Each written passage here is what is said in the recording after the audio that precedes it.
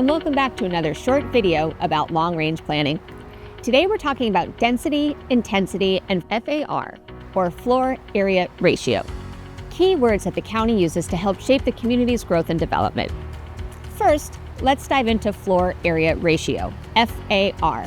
FAR is a measurement of density that is used to describe the size and scale of buildings on a given piece of land.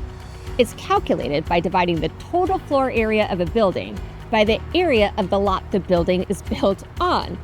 Essentially, it tells us how much building can be constructed on a specific piece of land. The comprehensive plan also uses dwelling units per acre as a measurement of density.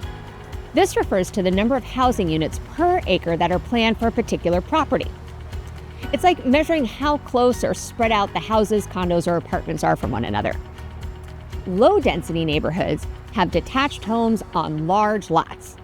Medium-density areas may include detached homes on smaller lots situated closer together, or it may mean townhouses.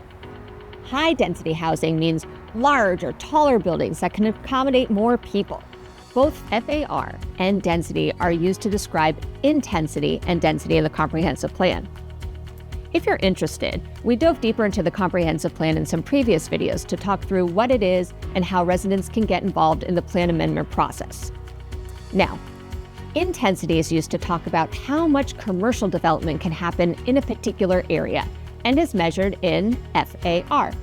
FAR is also used to measure intensity for mixed-use development. Areas with high commercial or mixed-use intensity have more stores, shops, and offices. They will also have higher floor area ratios, so developers can build larger buildings.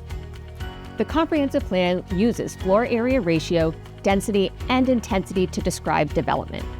By understanding these concepts, we can better understand the comprehensive plan. That's all for this short video on long-range planning.